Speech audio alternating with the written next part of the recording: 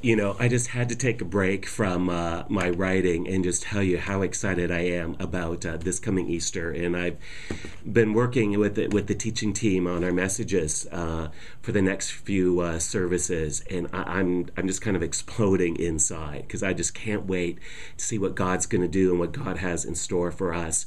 This weekend we're going to kind of start Easter week by looking at just the resurrection, how we know that Christ rose from the dead, and how we just can be certain that that is true, and then what that resurrection means for us, that if he rose from the dead, all his promises are true. If he promised to rise and he did, then every promise he made for you, it's real.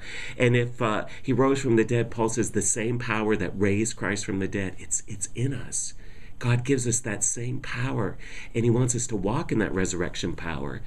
And then Friday, Good Friday, we're going to gather at our campuses at 7 o'clock, and we're just going to have a time of focusing on the cross, a time of communion together.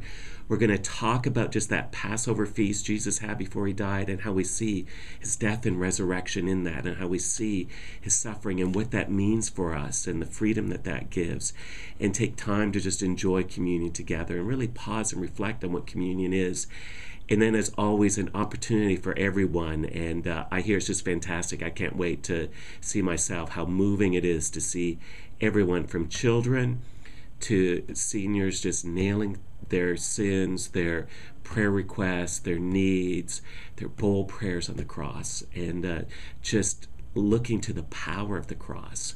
And then on Easter weekend, Saturday night here at Mid Rivers, and then 3 services at Mid Rivers and at our other campuses, services that morning. I mean, it's going to be a celebration. I mean, this is it. This is what it is to be a follower of Christ. This is the reason that we have a message and a truth that he is alive.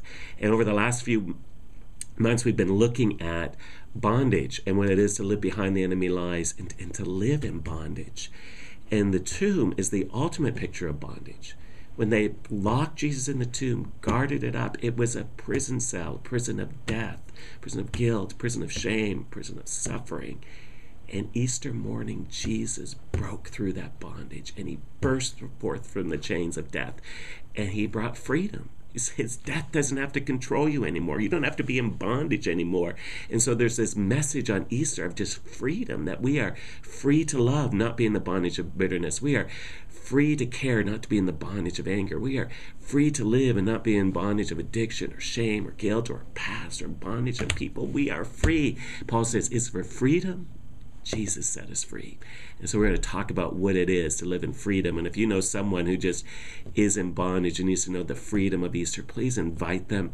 You can check out the times and locations of our campuses at calvaryonline.cc. And I just can't wait. It's going to be an explosion of celebration. Jesus, he's alive.